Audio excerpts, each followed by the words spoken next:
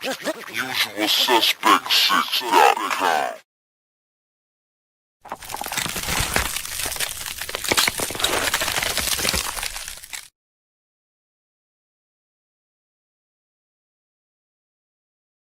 It's a usual suspect take.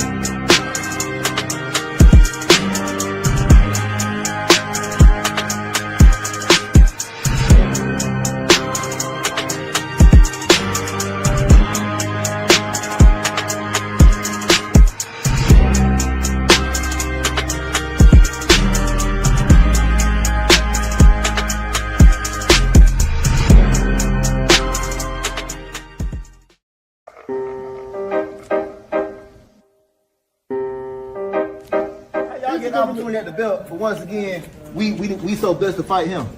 We're giving you an opportunity. He got the belt. He got the belt. He came to y'all. He got the belt. He did not come to. That's what you say. He did not come. No matter how they try to belittle you, attack your character, create lies and false narratives, understand two things. We dress clean and we fight clean. Salute to the clean fighters. They claim that this community is so drug-free, but it don't look that way to me. And I started thinking to myself, man, what did he do to make them niggas that mad? As usual suspects here. And we are back. What's going on? What's going on, everybody? This is Tales from the B-Side. And I am KG.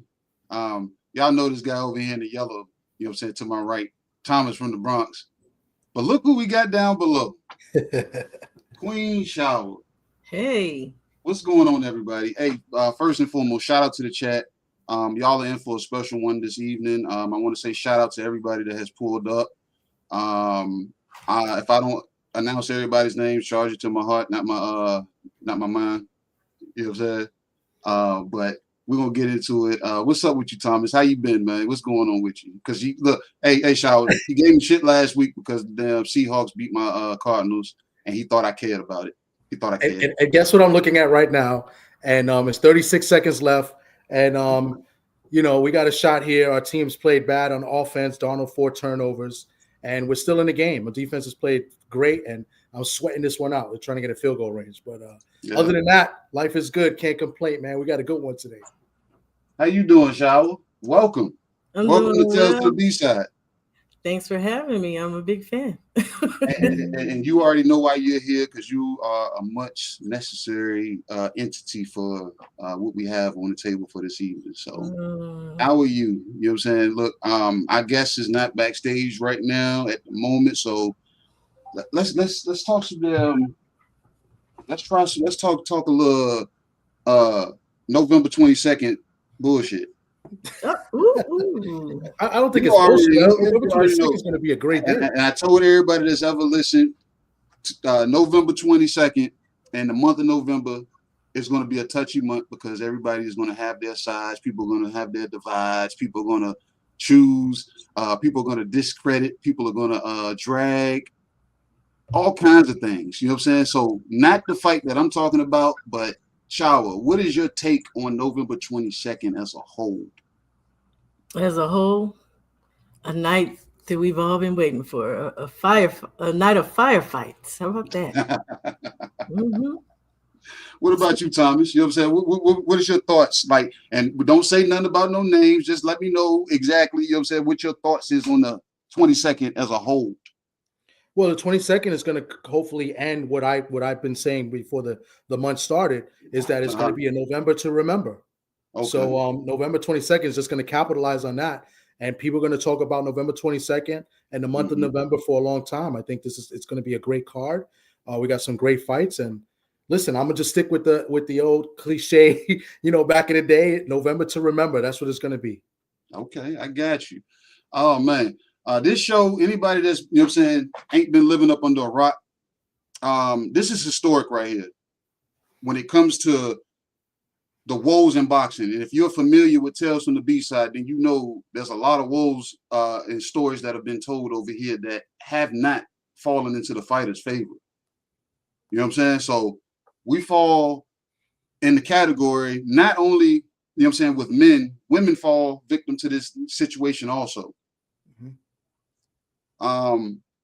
This one was very, very touching because, this lady has been put into the spotlight under a bad light for so long. Yeah. You know what I'm saying? And I reached out to her. You know what I'm saying? And I'm going to say this before she come on so I can maintain my professionalism. I had a slight crush on Hanna Gabriels. You know what I'm saying? The longest. And I'm going to just say it. But at the same time, I'm glad I got her coming, to the show for the reasons that we have her here. You know what I'm saying? So without further ado, we just going to do it like we did. Like I told Thomas, we're going to do it. It's a usual suspect.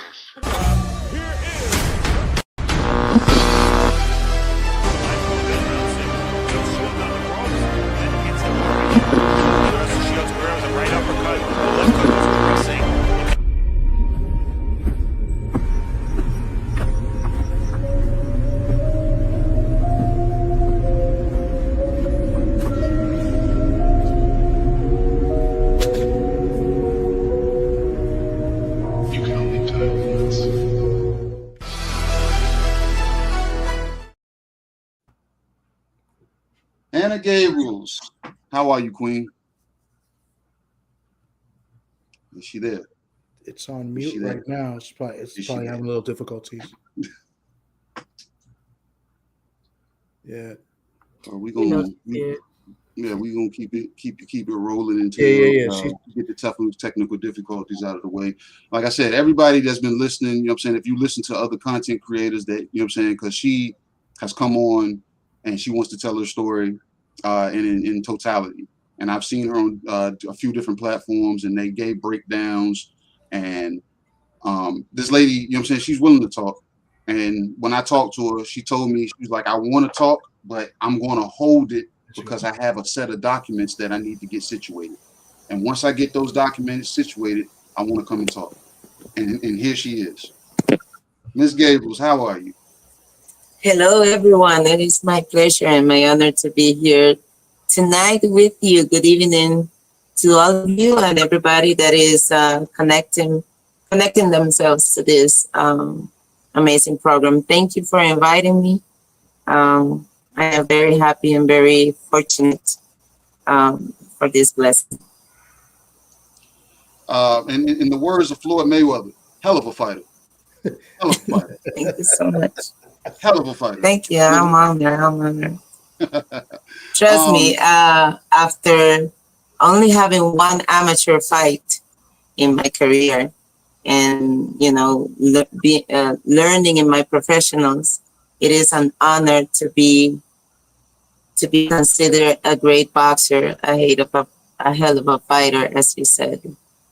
I have been trying to catch on all the time. So I am honored. Thank you. You're a lifetime athlete. So, you know what I'm saying? And I heard you say that before. You said you started at 5 years old. So you like this like you were going to turn into something to be great, whether it was a track star, tennis player, volleyball player, basketball player. My daughter plays flag football.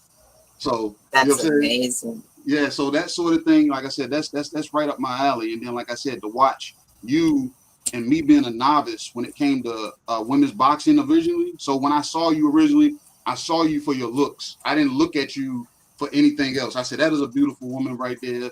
And you know what I'm saying? I didn't see anything past that. But then when I actually started digging and peeling away at boxing, I saw the skill sets, like not just from you, from, you know what I'm saying, different women. And I started to gain a new appreciation for women's boxing. So we're going to get this going. To my right is my co-host Thomas from the Bronx, and below him is Queen Shower. I brought Thomas on because Thomas is my co-host, and he's a technical media person. Like I said, he's backstage at fights. Queen Shower.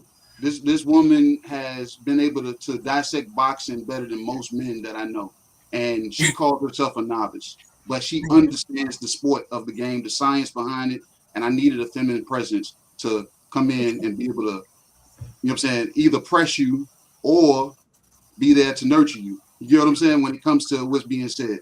So I'm gonna step back and I'm gonna let Thomas go ahead and fire away, or if Shower's down there smiling, if she has something she wants to get you going, because like I told you before, we're gonna put the battery in your back, we're gonna wind you up because we want it all, because this is necessary. I would like to say first to everyone, it's been 2 years, and I probably finished my investigation for like a month ago, a little bit less. So the reason why I decided to speak, in all of this time, I have thought that opportunities will show, and they have shown, but they are always conditional upon the idea that I cheated. So I am being offered ridiculous amount of money, and so I cannot. I wouldn't even cover my training expenses. So, I have said no to different occasions, but at some point somebody asked me, "You're speaking about this so that you can fight?" And I said, "I don't know if I'm gonna ever fight again. I have been suffering the consequences, the worst consequences that an athlete can go through, when things like this happens. And I'm innocent, but if I stay quiet for the sake of fighting, I'll be just participating in the same way. And I am on my way out. I am 42 years old, and I am the best boxer that I can be. People don't know that the growth hasn't stopped. But there is young boxers, parents that are investing in their careers, that are trying to get them to the place where they want to be. There are coaches,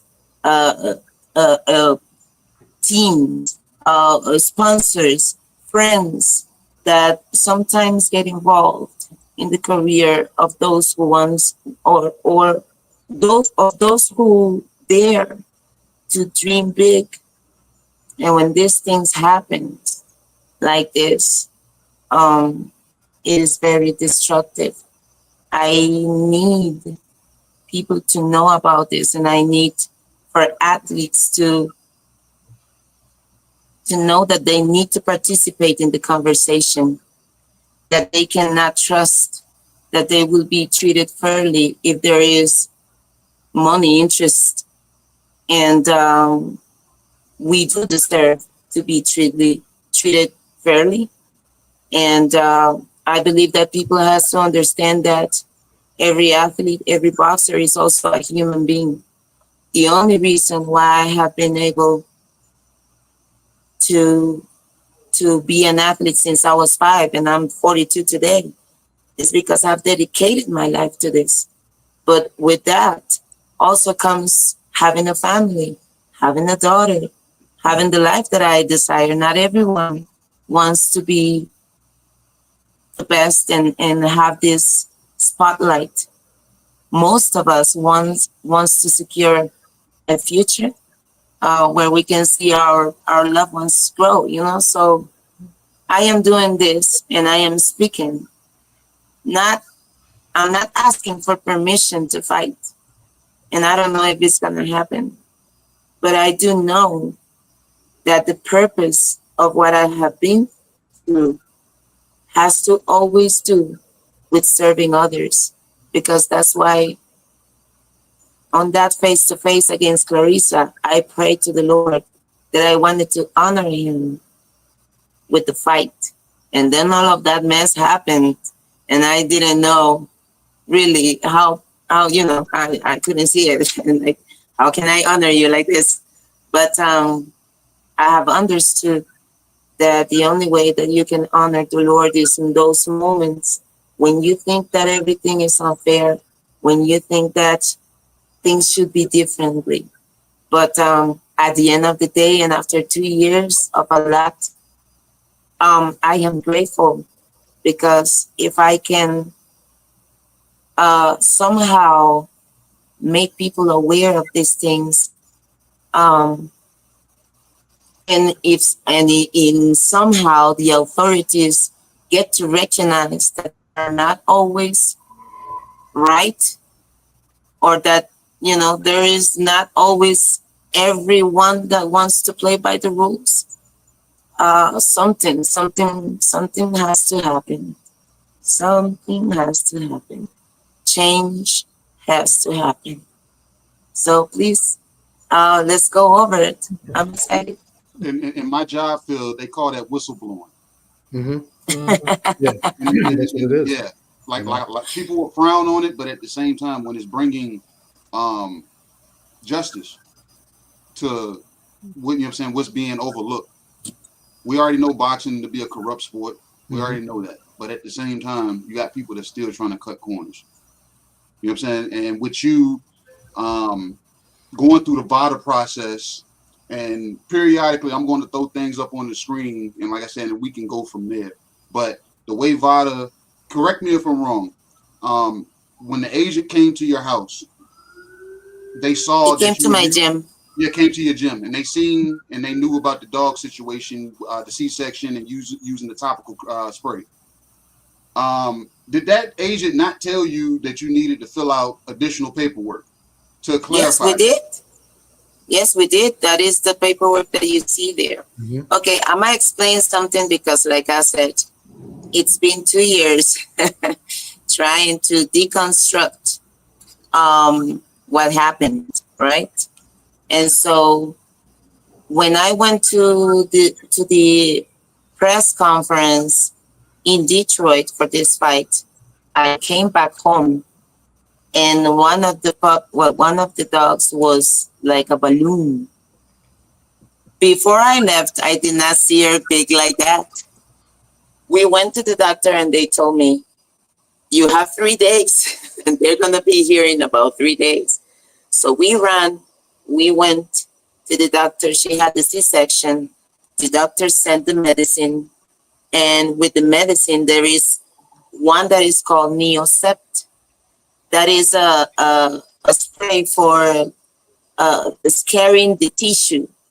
So you put that on her scar, on her C-section, to avoid infections, and also to make sure that the tissue hurry up to scar, because the puppies are sucking from the mother, and it opens the wound, right? And so it's a complicated situation, and it takes a lot of hours. I was taking care of the dog 6 a.m. to 12 at night, and my husband would take care of them during the dawn from 12 to 6. I was exhausted. I was training. My daughter was in school. We had the doggies. I have to cook. I have to clean up. It was crazy. And I already had 2 years not fighting, because since I got my heavyweight champion, I got COVID so that I could travel, and I almost died. And then when I got better, Perkins' manager told my ex-manager that the television did not want to see our fight. And that was it. So the next year I did not fight. And the following year I tried to contact my ex-promoter at the time, and it was very difficult to speak to them. I actually went to the World Convention in Mexico for the WBC to look for my promoter at the time, because they had changed. My promoter at the time was Lou Di Bella, and then he unified himself with this other company that then became like a narco traffic or something like that. And then all of those contracts were like hanging in there. So when they contact me to fight Clarissa, I asked them for the termination of the contract. And if they could complete the fight against Clarissa, then I will sign that contract again. And that's how it happened. But when I came back to Costa Rica, it was a couple of days, it was 3 days before the puppies were born, but they were born on April 26th. And I want you to put attention to this part of the story because I just found out 3 days ago about this situation. So they were born Wednesday 26, April 26. My ex-manager called me and sent me the forms for VADA so that I can fill them up and send it to him. But because I was so busy and because I was training and because I was doing so much, it took me from Thursday to Sunday to fill that out. If you go to VADA website and you go into the forms that you have to fill out, you will notice that there are about 5 pages of very weird stuff you have to fill out. You have to let them know where you're going to be 24/7. You cannot lie about it, which is weird because, you don't, if you ask me where I'm going to be for the next 14 days, well, I can tell you where I'm going to be around, but exactly, I cannot tell you. So I had to fill that out. And it was weird. So I needed a lot of his help. And it took me all the way to Sunday at night to send it, almost midnight, like at 10 at night. That was Sunday. Monday, it was Workers' Day in Costa Rica. So that's a holiday. Nobody works on that day. The next day, May the 2nd, was the day that the agent came to my gym while I was training. I was doing some sparring. They waited for me and we started the testing at 8 o'clock at night. And it took me about 3 hours to pee because I just sparred. But because it took me so long, and I am well known in Costa Rica, we were speaking about a lot of stuff and the puppy subject came up. And he got immediately worried because he is a professional in this. And there has been a lot of athletes to this date, like many, that have gone through this situation. So there are precedents about it, one. And then secondly, there was a study in 2020 that speaks about clostridial as an accidental contamination. And what you can find in this study is that the laboratories today are unable to detect, or not to detect, but to measure the quantity of clostridial in your system. But the laboratory is able to recognize the metabolite that corresponds the via. How do you say via? That corresponds the way that you have taken it. If you were by spray, or is it a cream, or is it through injection? How it got into the body. Right. So there, a different metabolite appears depending on how you are exposed to it. My situation, the accidental spray veterinarian situation, the metabolite that corresponds to that is called M1. And that you can see over there, right? Yeah. There is another metabolite that corresponds to the other type of ingestion. They know that. They knew that. So the agent was worried and he told me, listen, this has happened before, we need to fill out a supplementary form which represents your only opportunity. Because once you're enlisted in the doping testing, the WADA and all of these people know that an athlete could be contaminated accidentally. But if you don't fill out this, you are allowing them to Whatever. consider you guilty with no right, with no, there's no excuse will matter, right? Yeah. And then I said, okay, so now what we do, we send this and what? And he said, well, listen, we are here to protect the athletes and to make sure that they will not hurt themselves when they do these type of things, or when they do substances. It affects them, and we do this for research, but we do it also for prevention. And you have to trust the authorities that they will manage this information with integrity, with ethics, and in the best of your interest. So we sent it. May 9th, they came back and they did the second exam. Remember, I was rushed from Thursday to Sunday. Monday it was holiday in Costa Rica, and at 8 o'clock at night, I had the people of the agency in my gym. What I found out 3 days ago is that whenever you submit the form,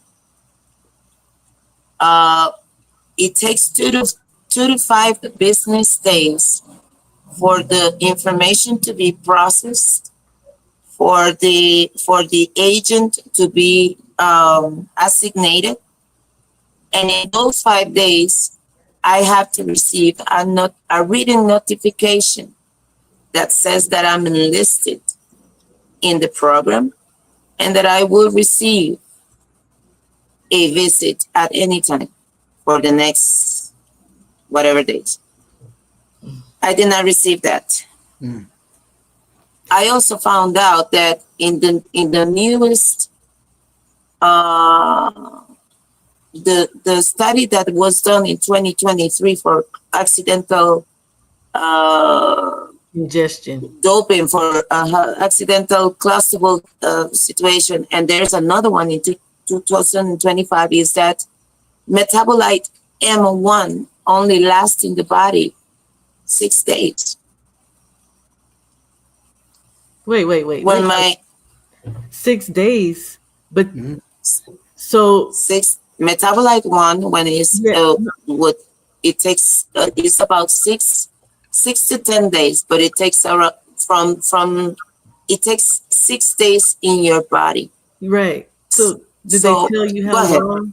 Did they tell you how long that it took before they actually ran that test in? Because you're saying they gave you the... No, what I'm saying is that when I got tested, the agent knew that the medicine that I was using, if I was using it, I could be contaminated. So we needed to fill out the report. But with the report, that we sent evidence as well, of course, right? So we sent that. All that happened. They came and they did the exams and all that. What I found out, because when I sent my legal documentation on June 16 to defend myself, there was only one scientific study about clustable, which said that metabolite M1 was the way of exposure of accidental, right? Right. They knew that information. They did not take it in consideration, and they did not inform anybody about that. I found out 3 days ago that when I submit the form, there is also a procedure, time frames, and assignation of the agent, and there has to be, according to the rules, a notification to me Correct. in between those 2 to 5 business days, which it didn't happen. Actually, the reason why I had looked into it is because I remember that the agent came to the gym and he said, because I'm well known, he said, Hannah, it's so weird. This solicitor was unusual. And I asked him why. And he said, well, it was like an urgency. So everything was so quick and I don't know, they told me I had to be here quick. So here we are. But it was unusual to him because there are actually time frames that they have to respect to ensure that the process is done correctly, right? With no bias. So my manager pressured me from Thursday to Sunday, and I believe that he at some point told Miss Dr. Margaret Goodman, which is the president of VADA and the one that handles everything. Because it doesn't seem to be anybody else. The notifications were sent by me. The conversations were done by her and my manager. So she was pressuring him for me to sign it. And then I guess he told him, give me a second. Hannah is doing this. Hannah is doing that. And for some reason, that solicitude of my doping testing was in a rush. I didn't know anything about Kosovo. The agent knew, but I did not know anything until that moment that he told me that I could be in danger. So when they came next week, they made the test. And fast forward, we go to the Wednesday that my ex-manager called me and told me that the fight was off, that I was positive, and that I will face the worst 48 hours of my life the next day when they will make it public. But I just kept asking, what happened? What do you mean I'm positive? And he says, I don't know. You tell me, right? And I was like, well, listen, there was a possibility of me being contaminated with the dog's medicine, but they have the supplementary form. What is going on? Did you ask about it? And he says, listen, they said that they opened sample B because I told them to open sample B, and they said that the substance is doubled. That's why there is a life on my behalf after that happened.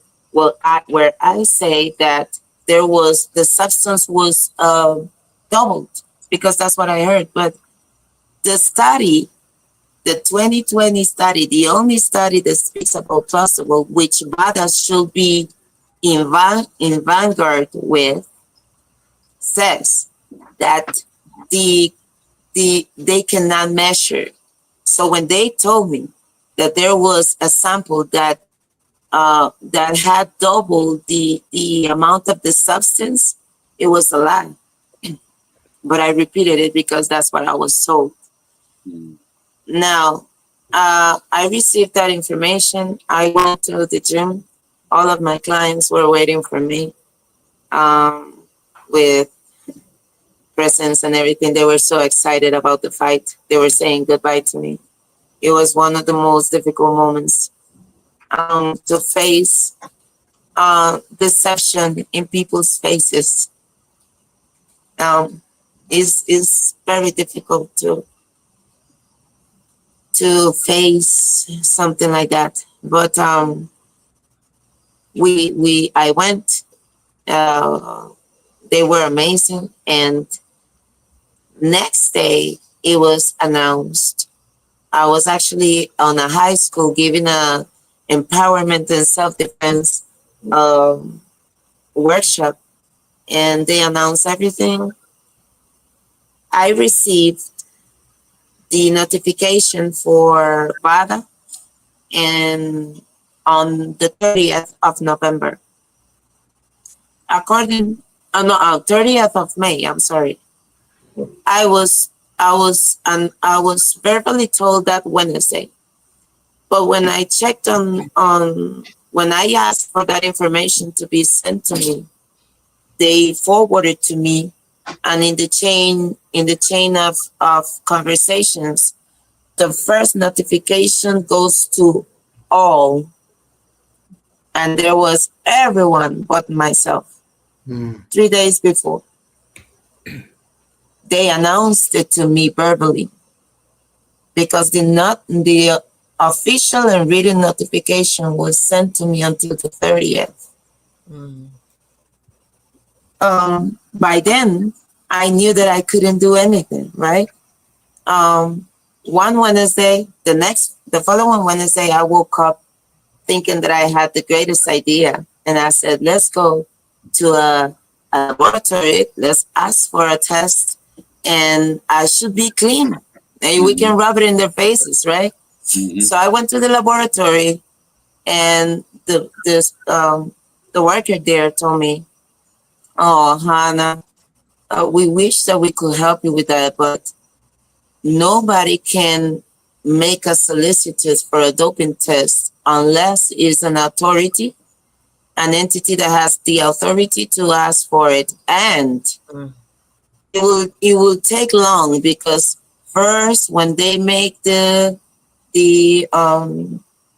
solicitude, they have to assign people and all of these things. It takes time." That's the second time I heard that, right? And I was just sad, because I knew at that moment I couldn't do anything. But on the 7th of June, I sent a letter to Margaret Goodman, the president of WADA, along with Alberto Leon, which is the person in charge of the clean boxing program from the WBC. And I actually had to ask Mr. Alberto Leon, I had to ask him on an email to send me my notification, and then he sent it to me a little later.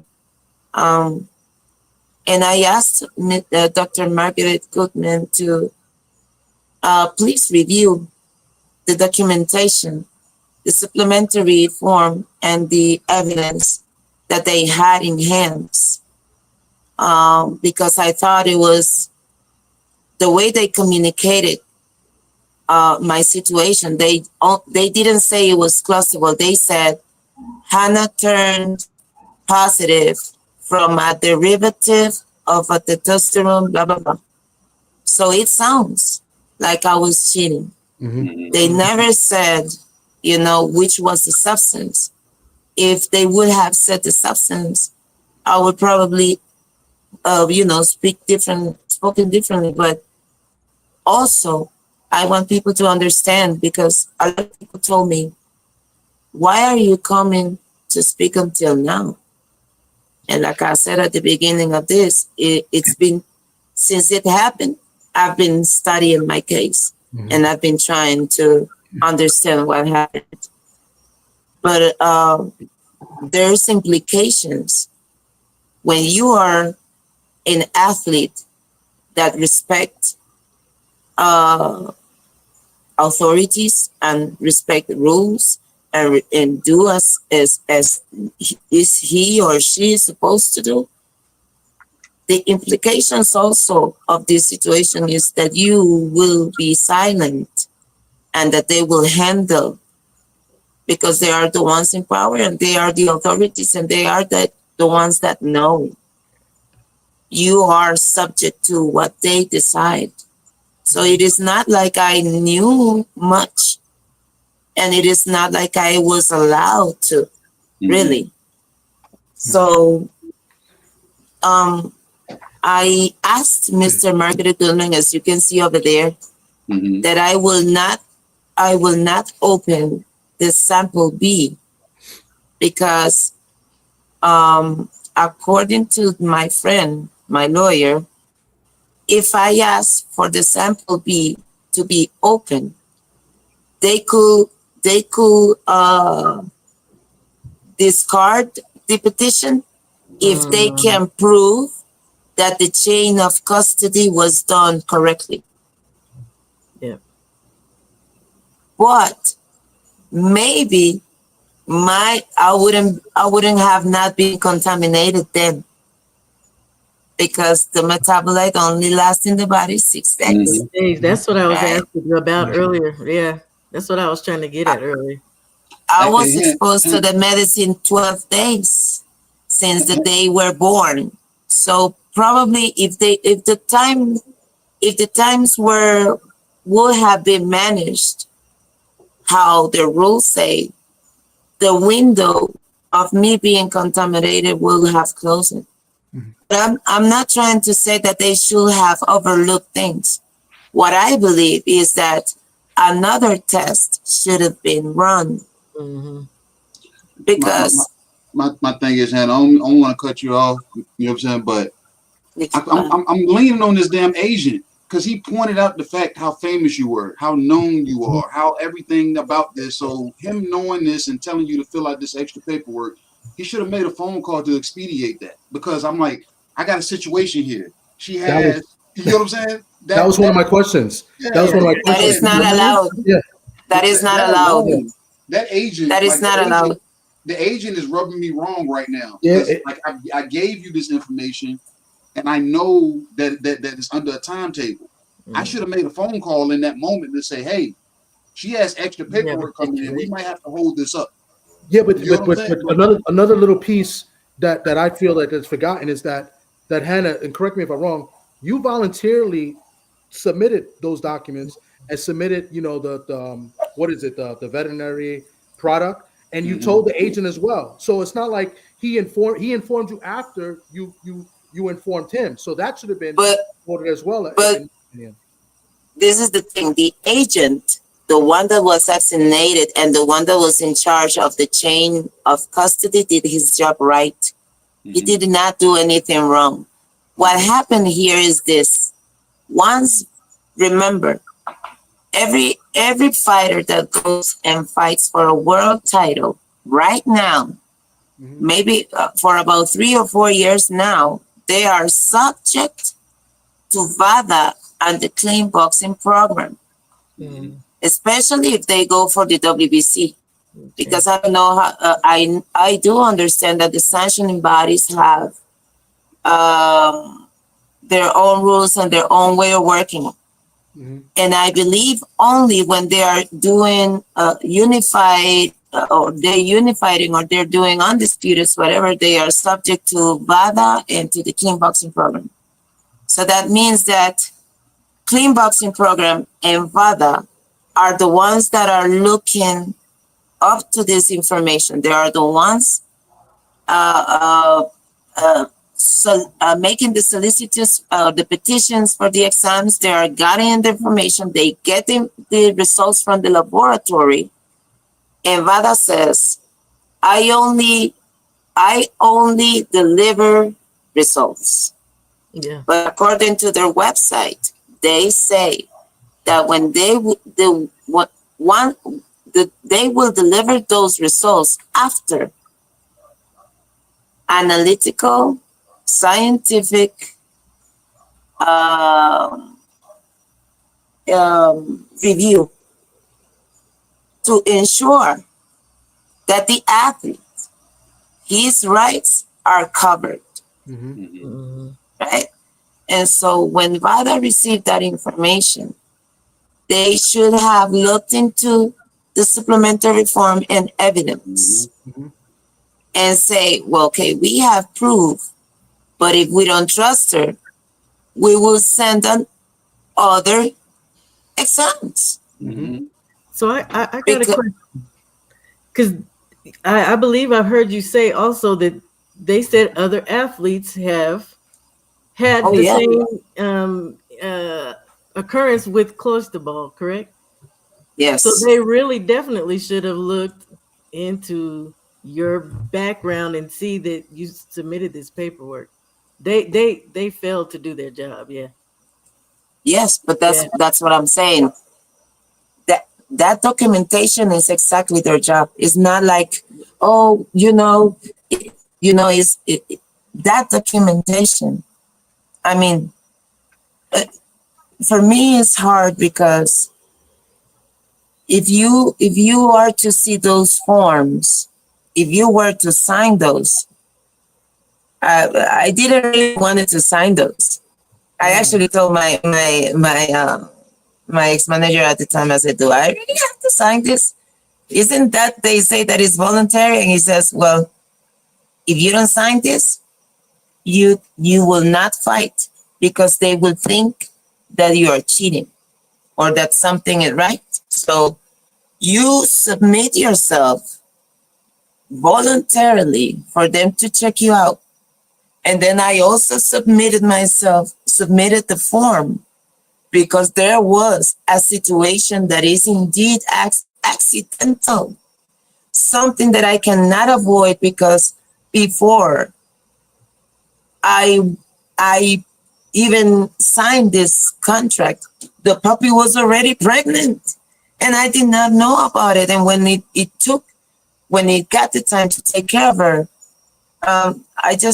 I want to ask this question because I want people to understand. I've been an athlete my whole life. I was a champion for about 13 years in total. But in the last 5 years, I have fought once. Or 4 years. I have fought once or twice. What do you think? If boxing is your profession, what do you think it happens when a boxer, even though he has a contract for fights, doesn't fight? How do you think their financials look? My family was struggling, so I couldn't pay anybody to take care of the dogs. And a lot of people said, and it bothers me to hear this because they said, well, she should have known better. She was negligent. And to be honest, I was nothing. I was not negligent at all. I would have been negligent if I did not take care of that wound, and if that wouldn't have gotten an infection, and if I had gotten a situation, a difficult situation with 6 born puppies, and I did not have money to go to a veterinary to spend more on anything. This is something that it was a familiar situation, a family situation, that if they say they care so much about athletes, they at least should be able to see the human in them, the human being in them, the one that has responsibilities and the one that's been what's been. Because the other day somebody asked me, have you ever had problems? And I said, look at my resume. I've been a champion for many, many years, and I've never gave promise anybody. I've been always a professional. I carry myself in a professional way. I have made that one of my commitments. Yeah. They see humanity. Go ahead. I was just going to say they see humanity in the individuals that they choose to. And this is just why I've been curious, because it's been 5 years now, right? Almost, that we've been wondering what happened. And then when the rematch came up, so it's actually been more than 5 years now, right? When the rematch came up, it was like, and all this hit the fan, we were all just left curious and wondering, because we've seen other individuals come after you that have popped dirty for true PEDs, and they are fighting again.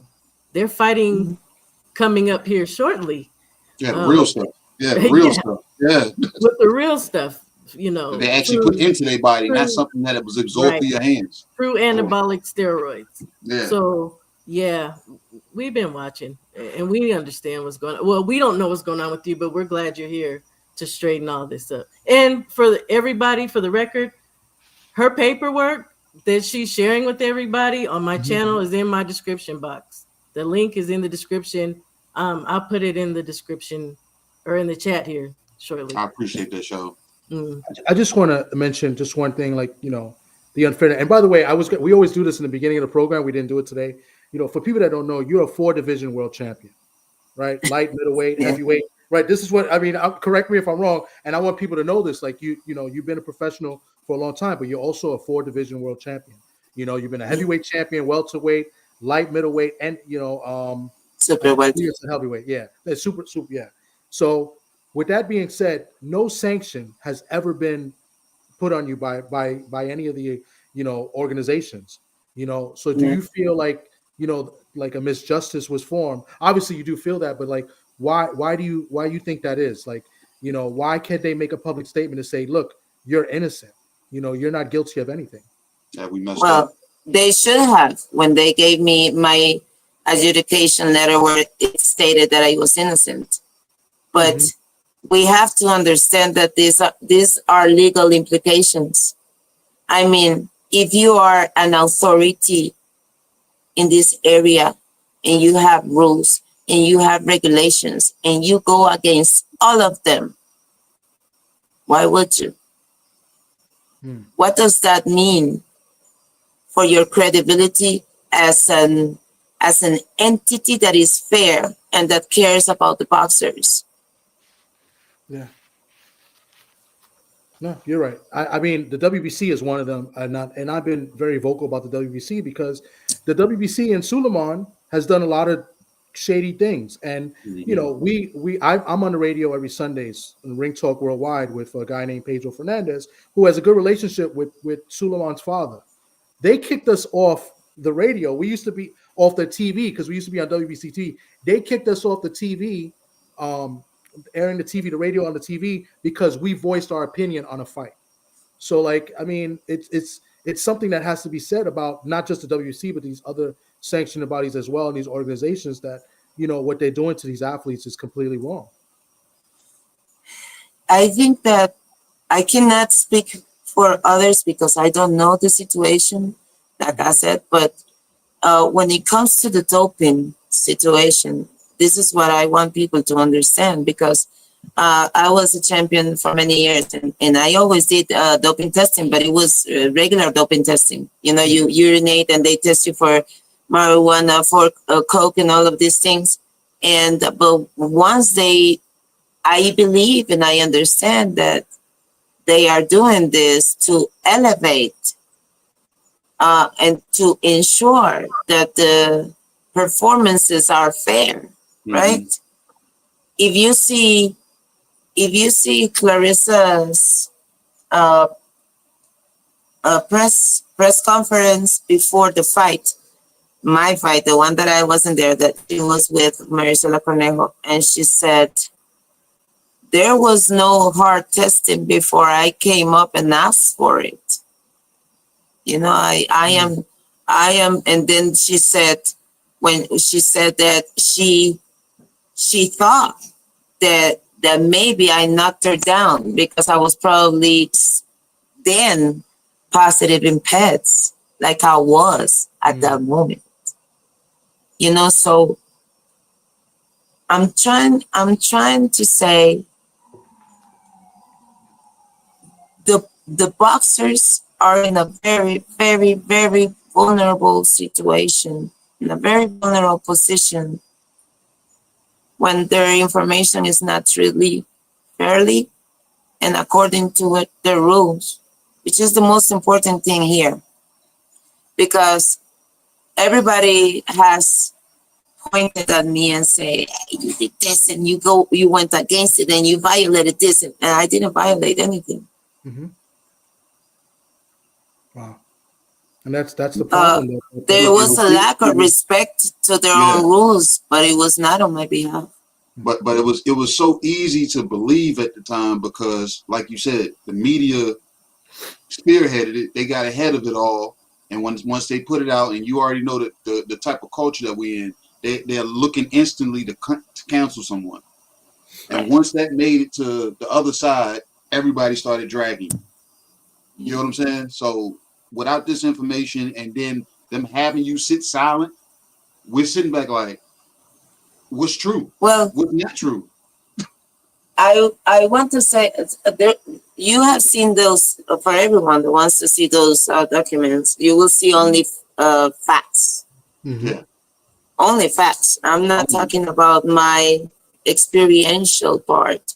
What this have, how this has impacted my life and the life of my daughter, and how her future has been jeopardized in so many ways.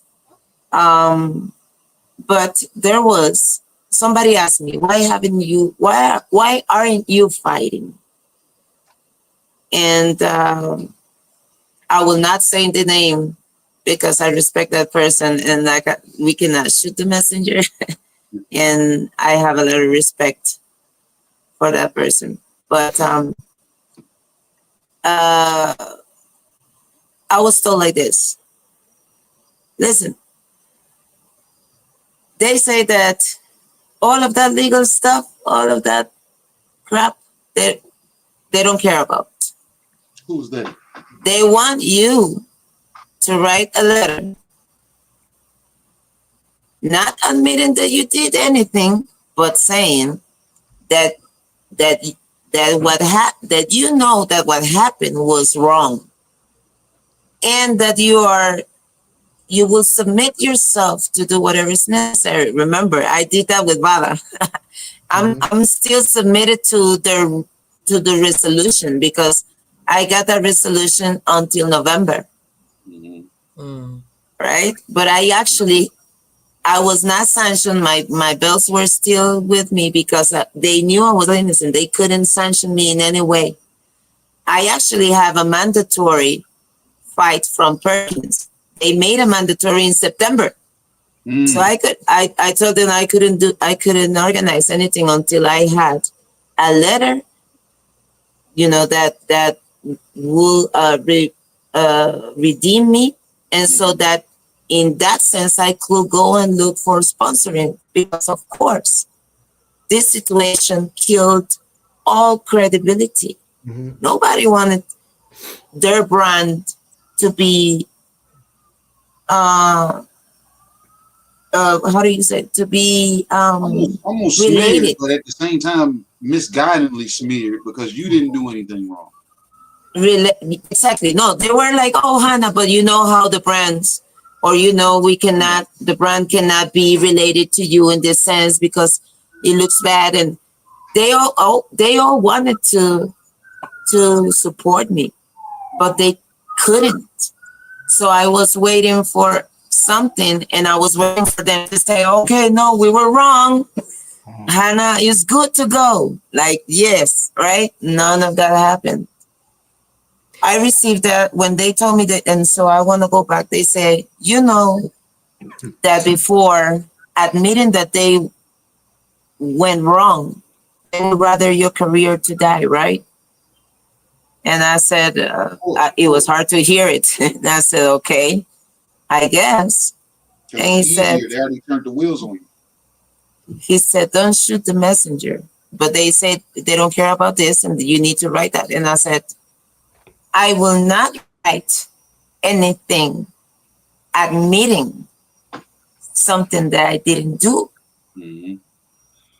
And he said, do you want to fight? And I said, against my integrity? I don't know.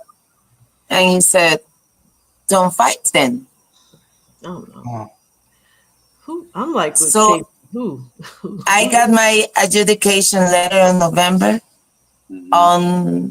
By the end of January, I received a message from the president of the WBC telling me that I was going to be stripped from my belt because of an inactivity. And I actually thanked him, and I said, he said, we will talk about this. And I said, please, this is unfair and blah, blah, blah. Not long after that, Jones fought for the heavyweights, and then Clarissa's now the heavyweight. But I was the heavyweight champion for 2 years. Clarissa never came. During that time, they asked me to come down. I went down because I was ready. And in 2021, we should have faced each other. Yeah. And so this is the reason she says, why do I have to fight her again? Well, right now, I believe first, the fans wants to see it. Number one. Number two, when I fought her the first time, I went up to 160. Yeah. And she said she wanted to become undisputed at 154. And I was the champion there for 11 years. So I said, I will wait for you. I'll see you there. Right? I trained my ass off because I really wanted to bring to the table a better fight, a different fight. So when the moment came for them to fight me on 2021, they managed to get me out of the picture. And I don't want to be biased in the sense that, oh, you know, it wasn't fair. They removed me. I believe it should have went the other way, because between champions, if you want an undisputed, you have to fight the champion. Bottom line, right?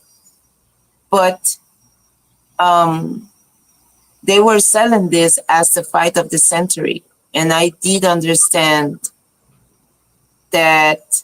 I did understand the big picture, so I stayed silent. But 2 days before the fight, Clarissa posted a picture of me being punched by her in the face. And she said, good morning, 2 more days. And I thought it was disrespectful to me because it was her message or her way of saying, I'm fighting for your belt and I don't even have to face you. Right? Yeah. She fought, she won, and I moved to the heavyweights. And then when I was in the heavyweights, they expected me to be fat and I don't know. And then I was in the best of shape and all of this happened. So when we first fought, they said that we both broke records of audience. On 2021, that fight of the century, if you see the news after that fight, they say that, you know, it was a good fight, but it was short in expectations. But if they would have fought me before or later, it doesn't matter. It would have been good numbers for sure. And I believe that because in 2023, Mark Taffet in the post-conference says that after the Cornejo and Shields fight, they actually broke their ceiling, even comparing their situation with the Savannah Marshall in UK. And I remember people was really mad at me when they announced that doping testing, because a lot of people did not want to see that fight. So people was, they booked flights and hotel rooms, and they already bought the ticket and they wanted the money back and they wouldn't give it back. So a lot of people was mad at me, right? And they will go into my DMs and be like, oh, you bitch, I spent this money and you're doing this and that. You mean the fight, Corneo? Those are fickle fans. You talking about the Corneo fight? You said what? You're talking about the Corneo fight? Yes, the Corneo fight. I was talking not about you, but I was like, we don't want to see Corneo. I didn't want to see that. We wanted to see you. Yeah, exactly. They say that when before it was announced my situation, they had full house.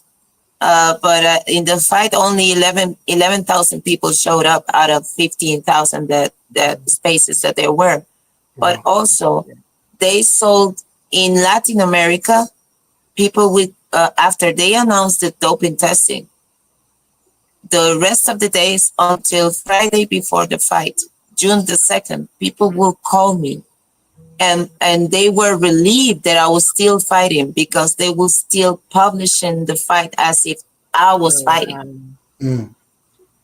And so there were people that knew about it. There were other people that didn't know. There were people in television, right? And so it was always announced as if nothing has happened.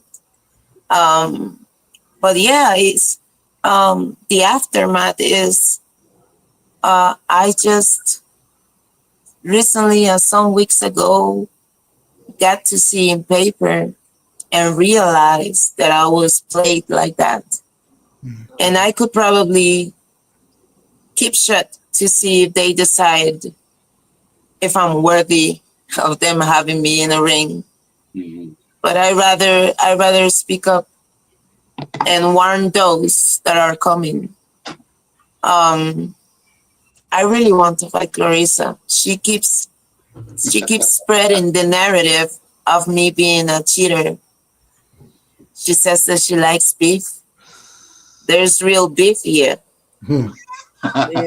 And I think she doesn't want to fight me because, like I said, she thinks I'm unworthy. But her team knows better. And everything that has happened and all of the games that they have played have gotten to actually make me realize that I am that of a big of a problem. And You're worthy. even though I have gotten better and I'm ready to go, and I wish it with all my heart, if it doesn't happen, I am happy with being able to fulfill the purpose of warning others. And I want athletes to understand the only reason why there is a business at all is because of us. Yeah. So please, please, please make sure you are taking care of yourself. Make sure you participate in the conversations. Make sure you prepare yourself to defend yourself because you are worthy of it. Even though there will be people that will treat you as if you are not. But that doesn't matter. Your worth is always intact. Have you already started grooming Hanna 2.0 to pass the torch to be next Costa Rican that didn't make it and was shorted based off of, you know what I'm saying, your shortcomings? I did not understand. Can you speak a little slowly? Okay. I'm saying, have you started training your replacement, you know what I'm saying, from Costa Rica? Have you found the next you in Costa Rica and start giving her the knowledge as far as VADA and how dirty the game can be, and pass your skill set to her so she could be the next coming into the game? My daughter? Or your daughter, or whoever is Just in the anyone team in Costa Rica, yeah. It's breaking up a little bit. Yeah, I'm sorry. At this point, like I said, I just found out about these things. There's a lot of people that has been waiting for me to come back. There's a lot of people that say, she's too old, her time just passed and everything. So I am right now trying to figure out things. I have a good opportunity on the door right now. And it seems to be a team that believes in me. Is that wants to. Huh? Is that in Virginia? What? I said, is that in Virginia? Virginia, here in the United States. Is that in the United States in Virginia, by chance, he's asking?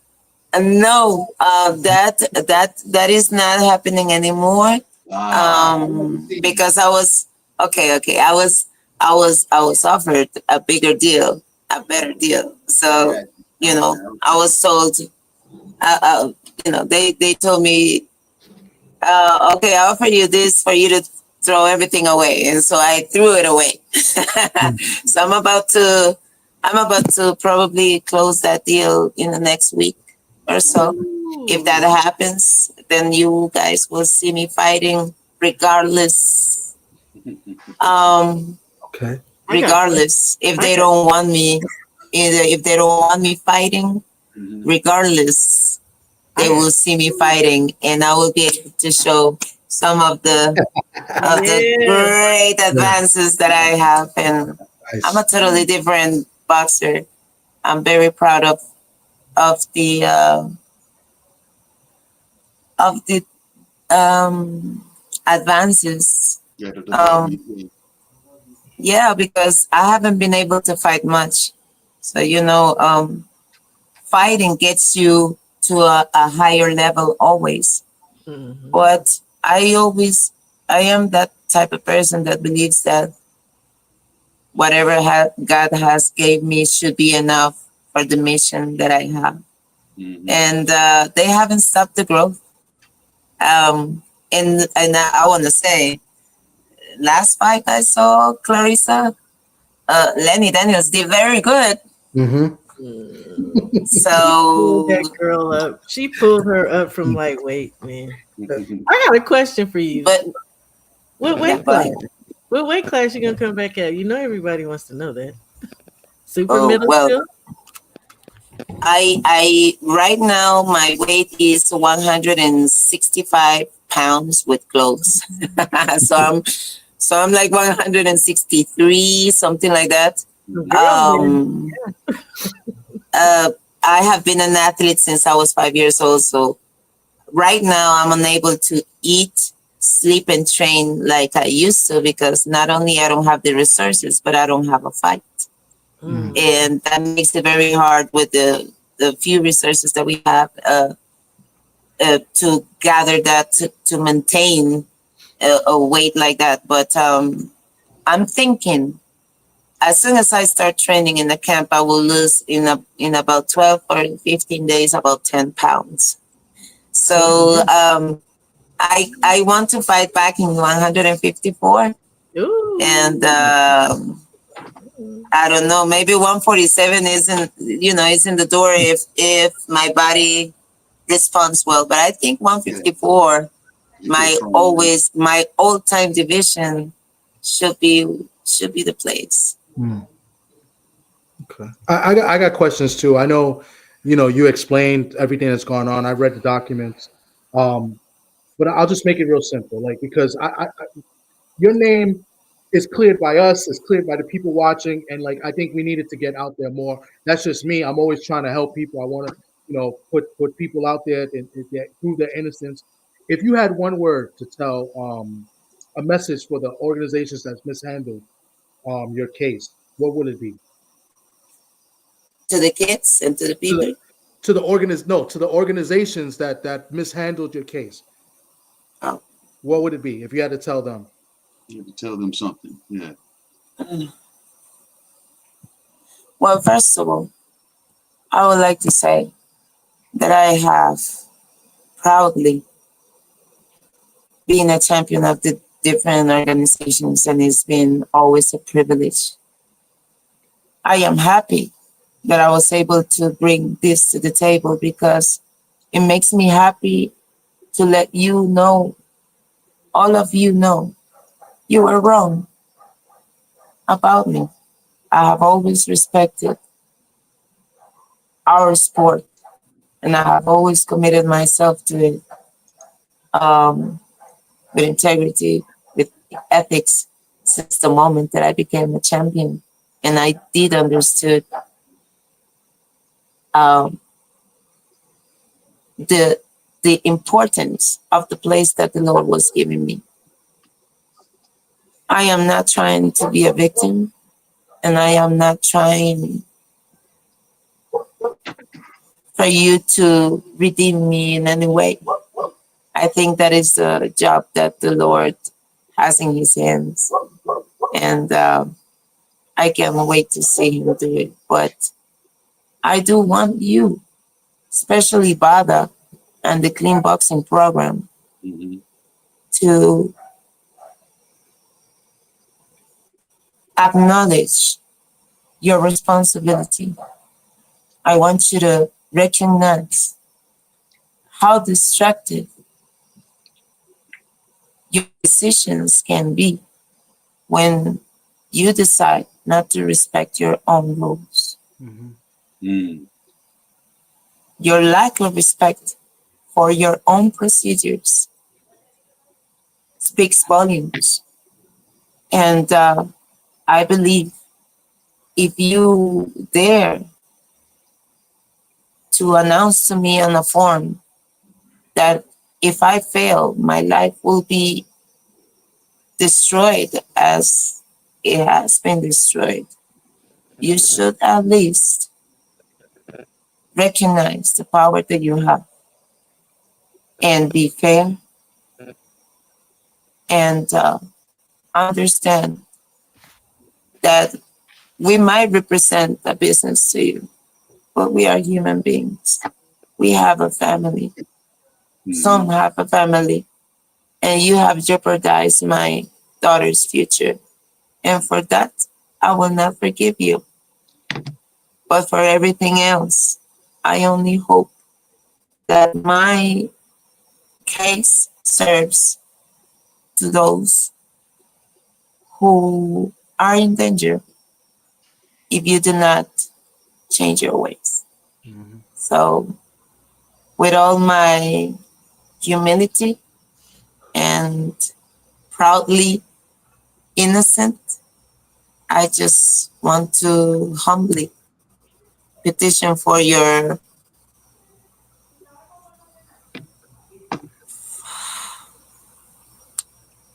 empathy and to honor the reason why you in the first place exist. Mhm. I guess that's all. Very well said. So Hannah, if they're not willing, because it sounds like you still have something going or Still got coming, that itch. She still got that itch. right? Well, she said that she has something coming possibly next week. We'll be watching.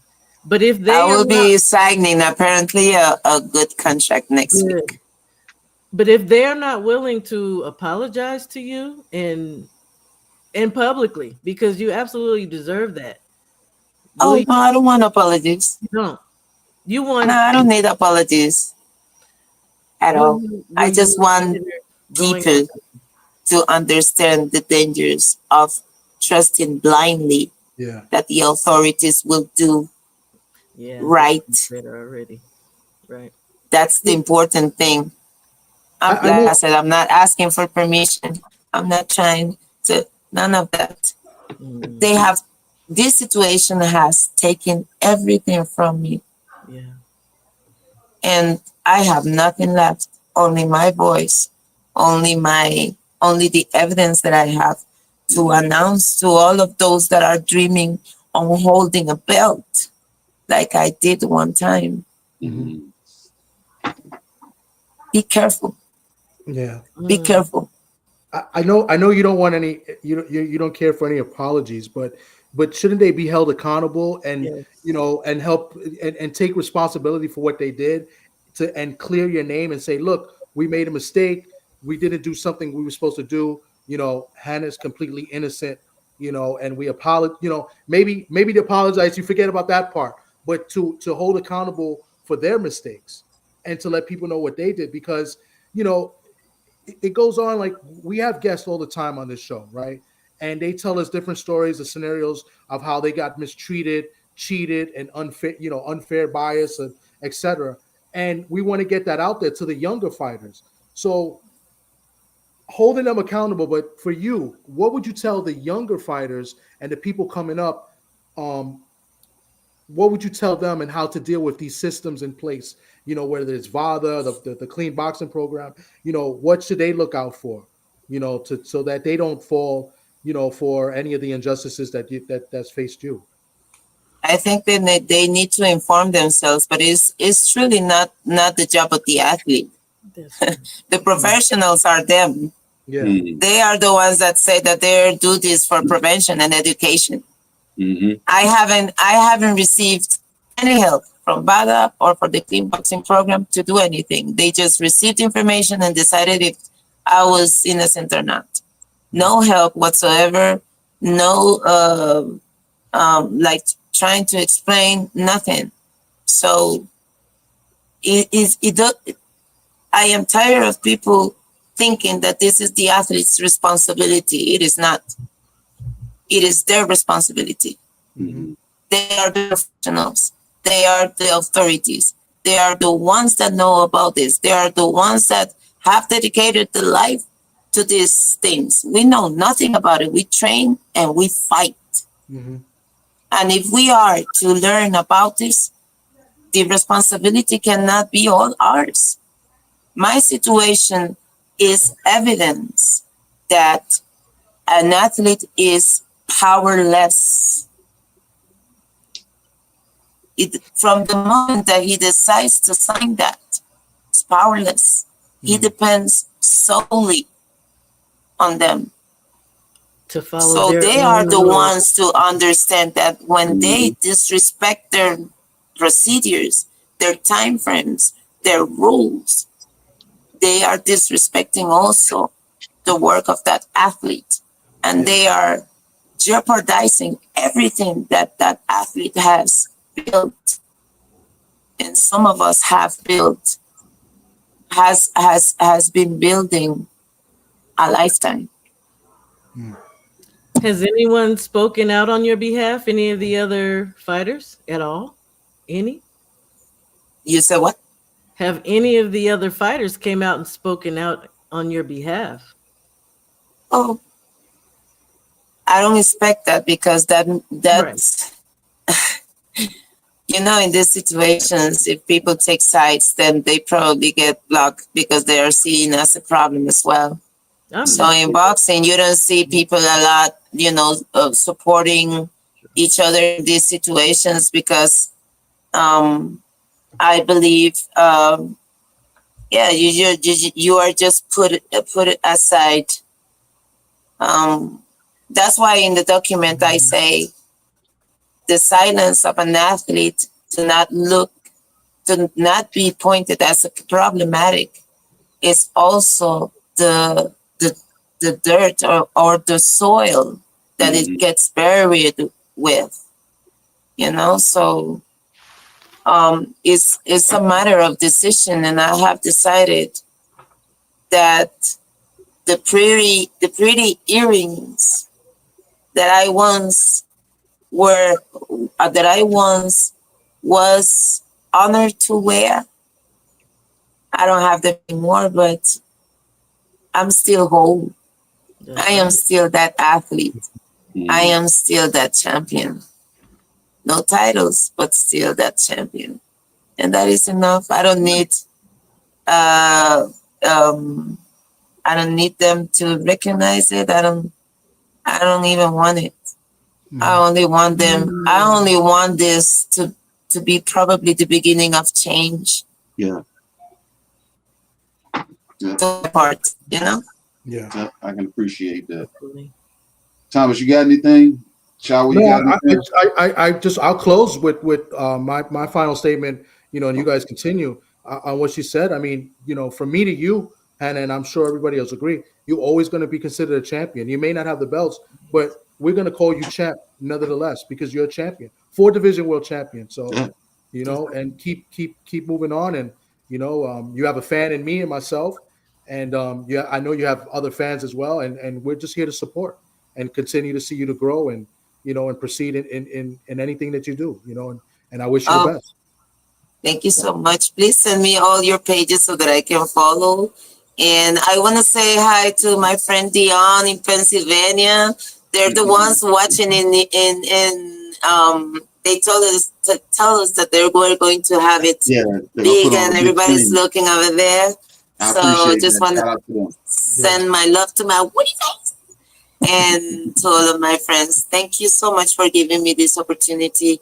I in the last 3 days I have had 3 interviews, and I just want to thank you all for allowing me to have a voice, because there's not a lot of empathy and compassion that you find in when these things happen. And but somehow the Lord is being so good to me that even in the midst of everything, I have found great people like yourself.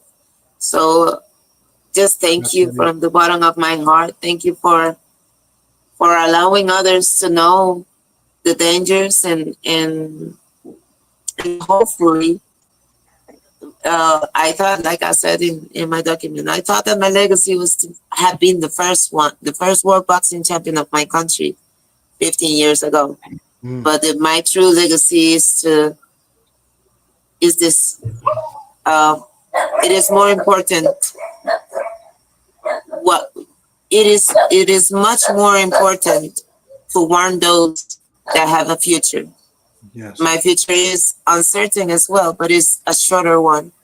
And whatever happens with it, it will be for the grace and for the honor of the Lord. And He might have to, I might fight, I might not, but I am okay. I am okay if it doesn't happen still. I am grateful. Grateful. Thank you so much. Bendición. I just want to say, don't give up. Keep pushing. Thank you. Thank you for sharing and for continuing, because I've seen where you have spoken out way before this. Continue. Stay strong in the Most High. I'm a very spiritual person as well. And I think something that people take for granted is that when you are down so low, you kept your faith. That's a beautiful thing. Continue to keep your faith. I'm praying for you. There's plenty of people out here praying and pulling for you. And I'm going to just put it out there in the atmosphere. We will see you in the ring again soon. I know this. I feel it in my heart. And you will be surprised. Oh, no, I won't be. I can feel it in my spirit. And blessings to you, Hannah. You're a winner. Whatever happens, All right, Hannah. Hannah, we've come to a point in the show, and we're in November. And if you are currently still watching boxing, men and women's boxing, November 22nd is next week. So I'm doing this with everybody that I've talked to in November, and I'm going to ask you to close out the show. I need your picks and potentially predictions for the David Benavidez Anthony Yarde fight and the Devin Haney versus Brian Norman Jr. fight. Who you got? You got cut off. But I do not know who is fighting this weekend, so I'm sorry. But let me take it out and then, You playing with me right now? You heard me. You're getting cut off. Am I cutting up? Maybe it's on. I might be. Clean me up. You sound clean about the guys that I'm asking her about. You know what I'm asking her. So what he's asking is, you said you're not familiar with the fights this weekend, but that is what he was asking you if you had picks for this weekend, the upcoming fight in Saudi. Benavidez, Yarde, and Haney. And which is the fight that he wants me to pick on? David Benavidez versus Anthony Yarde and Devin Haney versus Brian Norman Jr. Oh, okay. Oh man, why are you putting me in the spot like that? I got to. Okay. Well, listen, I am usually not in the predictions things because I believe I like to see the fight, and I like to leave it up to the boxers, because depending on the fight and who their game plan, and if they're able to follow up on the game plan, the fights, have become different. But I will have Benavidez. I'm gonna get Benavidez, and then let me pick Haney. Okay. We got David Benavidez, Devin Haney. But remember, I'm not good with predictions, so do not take in consideration my picks. Okay. Don't put no money. Don't bet no money on those picks. Are you watching the women's fight? I don't have no money. I don't bet money. Are you crazy? Are you watching the I bet money on me. I know that's right. Bet on yourself. I was asking, do you watch the women's fights in general? Like, I do. When they transmit it in Costa Rica, I watch them. But they are not usually transmitted in Costa Rica unless there is an interest. So, and usually my daughter steals the TV. And so I am usually unable to watch a lot of things, and I do have 9 dogs and a whole bunch of things. So I usually I'm unable to sit down and watch TV or watch fights or watch a lot of things, but I try to keep up with the news and with the highlights and stuff, because I do love boxing. It's just sometimes it's hard. Lately, I don't watch as much because it's hard to see things happening, time passing by, and me being on the side. So I try to avoid, being involved in it so much because it hurts. Yeah, I know. So I apologize, but those are my picks. Don't bet on them. Just enjoy the fight. And I want to appreciate you for your time. If I'm not cutting up right now, if you can hear me, I really do appreciate you. I've reached out to you maybe 3 or 4 months ago, and then we circled the block and we talked again. So I'm glad I got you here, and I'm glad I got you here with something super significant. So I really thank you. Really, I appreciate you for the patience, because at the moment I did not have anything to say. And at this moment, I believe I have found exactly what needs to be out there for the purpose of the Lord. And I just want to thank you for your patience and for keeping up with me. Thank you so much to all of you. Thank you. And Bendición. Thanks you too. I know you speak Spanish. You know, bendición. Okay? ¿Quién habla español aquí? ¿Tú? Poquito. Muy bien. Muy poquito.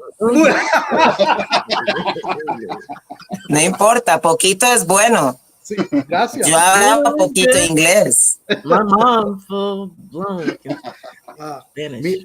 My wife, mi esposa, she says that I'm a fake Puerto Rican.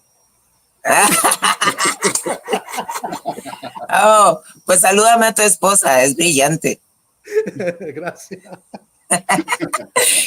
It has been my honor. Thank you so much for having me. Truly and really and truly, it's been an honor. And I hope if everything goes well, maybe we can talk about having you in Costa Rica. Maybe you can do something here. So it will be my honor, especially because you guys have been so open into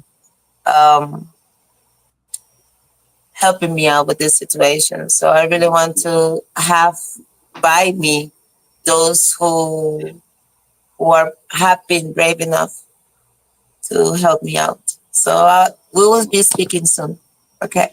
And I look forward to seeing you when this announcement is made. And if it's a fight, I want you coming back and come tell us about it. Okay. Yes. Definitely. And you can always come to my platform. You have to send me your information. Please send me all of our information, please. We will. We definitely will. Till next time, Hannah. Blessings, Hannah. Thank you so much. Many blessings to all of you. Hey. Oh man. Hey Thomas, I'm not gonna ask you. All right, thanks. Shower. Was this a good one? This was a good one. Was it? And it was informative in the sense that, again, not just the fighters, but people needed to hear her story. Yeah. But maybe more importantly for younger people coming along. So y'all share this. Yes. If you know people, fighters that are coming up, share this. They need to know. And you already know, everybody that comes onto this platform, we break it down and let you know you need a team around you. Yeah. Because if you can't comprehend a was with a word, has with a have, you might need somebody on your team, because we talked to Stephen Big Shaw last Sunday. And if anybody listened to that, he doesn't have clarity, you know what I'm saying, with his management team. So Hannah was speaking on, that's the management's job, that's the promotional's job, those are the professionals' jobs.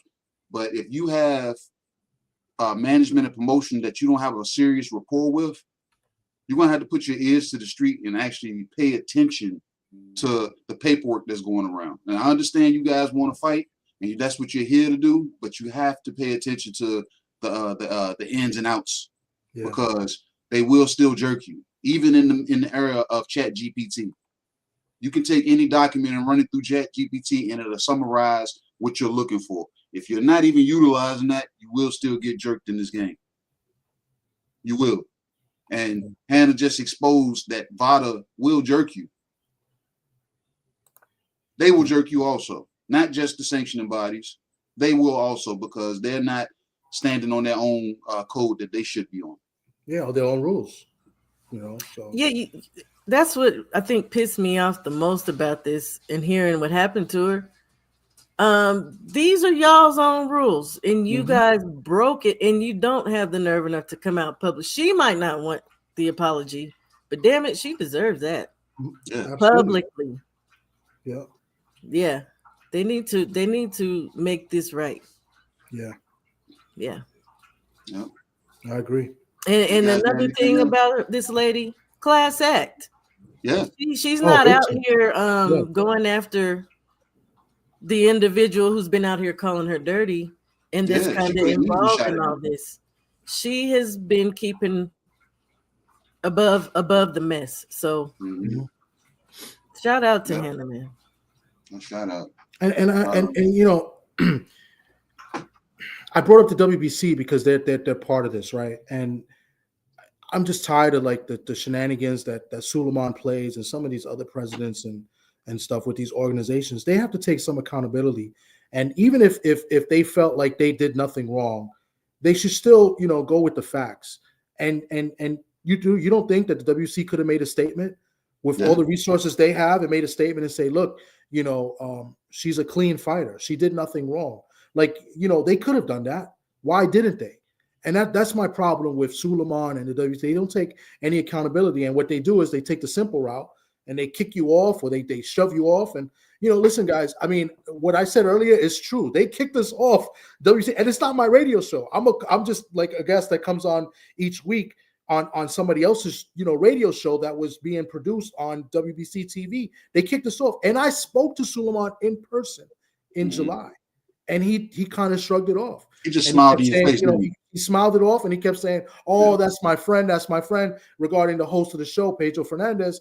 And like, you never even gave the man a call. Like, and that's their simple, solution to everything. And I think that's wrong, because they take sanctioning fees, for their title, and they make good money off of those. And I just think, at the very least, they could have done something, and they didn't.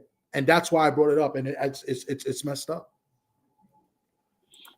These guys must not have mirrors in their house, because like when you do that to somebody, you still got to go home and be able to look yourself in the mirror. Where is your integrity? The wicked sleep the best. I thought you knew that. They sleep the best. Crazy. It's crazy. Y'all got anything else? Just one more thing. So I said I'd put that link out there, y'all. I tried. It looked super crazy and long. It is in my description box, and it's also on her IG. It's on her IG. Go through her reels. You'll see the link, and you can look at all of the paperwork she submitted and everything, y'all. It's a piece of work. And if you don't understand or read Spanish like Mia Thomas, there's an English version. I was about to give you a shout out, but I'm gonna do it anyway. You get paid. A couple of things. Shout out to KG for putting this together. Yes. Getting me the documents. He told you want to tell him about the Chat GPT that kind of broke it down and helped it understand it too. So you can do that as well. It helps if you put it to chat. It helps you break it down to get a better understanding. All this information is online. I have the information as well. Do me a favor. Shout out to the Usual Suspect 6. Please go and subscribe to KG's channel if you're on my platform right now. Subscribe. My man Oddfella does some work behind the scenes as well as the other members of Usual Suspect 6. So I got to give a special shout out to my man KG for putting this together, and the Usual Suspect 6. So if you're not subscribed, please go over there and subscribe. And of course, subscribe to Shower as well, because Shower is the best. No. What's the new name, Shower? Let us know, baby. Let us know what the new name is. The new name is Keeping It Boxing. Well, it is called actually Yes Indeed boxing Yes, is indeed. no longer shower because people are having a hard time finding it. Yes, indeed, Okay. boxing. And yes, indeed, it is boxing over there. I love Nice. that name. I like it. That's nice. I love that name. I do. I want to give a special shout out to the chat. Everybody that came near, far, and everywhere. You know what I'm saying? Everybody that's watching it on the platforms, everybody watching them on your own streaming services, networks, wherever you are. I really do appreciate everybody for pulling up, tapping in for the beginning, the middle, the end, or the whole shebang bang. I really do appreciate everybody, and we're looking forward to speaking to Hanna in the future when this announcement is made, and whatever fighter she decides to put under her wing and start grooming, because her skill set can't go. I want to allow her skill set to retire. You get what I'm saying? It needs to be passed on to somebody. It needs, you know what I'm saying? Because it's a good skill set. Damn good fighter, damn good boxer. And like I said, I look forward to seeing more from her, whether it's in the ring or her just being an advocate for the younger fighters. So this has been Tales from the B-Side. This is episode number 19. And I say this at the end of their show. Don't ask me when number 20 is coming out. I'll let you know. You know what I'm saying? And if I let you know, that means Thomas is going to know. And if Shower is necessary to be here, she'll know. And if our fella needs to know, he'll know. If Cadillac Red needs to know, he'll know. Like I said, y'all will know when y'all know, because y'all might just get a real conversation next. Like I said, y'all stay tuned, because we got fight week coming up next week. And there's a whole damn wedge been bridged between them everybody because of what it is. So I want y'all to pull up next week and endure. Well, next week is tomorrow. So endure the BS, the celebration, the shenanigans, every damn thing that's gonna come with this damn big fight week. You know Is it safe to say that we won't have a Tales from the B-Side next Sunday? I got an all-star game to take my daughter to. She made the all-star team. So that's what's up. Yeah, so she's playing an all-star game, but that shouldn't conflict if we do. Okay, because I feel like everybody's going to talk about the fights that happen on Saturday the next day. So they are. So, so I feel if KG is able to work his magic and I pull somebody from that card, then we'll have a Sunday show with somebody from. Okay, so that makes sense. All right, so y'all stay. Y'all any contacts that I have. All right, y'all stay close. Keep your ears to the street, because like I said, I'm gonna pull another one out my hat. You know what I'm saying? So I got a couple people in mind, but I'm gonna hold it in my back pocket. Okay. Okay. You already know how I am, man. Yeah. I know. I totally get it. Yep. I totally understand. So like I said, once again, shout out to the chat. Shout out to Shower for coming to grace us with her presence. Shout out to my boy Thomas. You know what I'm saying? Shout out to everybody that's tapped into the previous shows and those that are looking forward to the future shows. You know what I'm saying? Like I said again, this has been Tales from the B-Side. I'm KG. That's my boy Thomas from the Bronx. There he is. You know what I'm saying? And special guest, Shower. Thanks for having me. Until next time, everybody. Peace.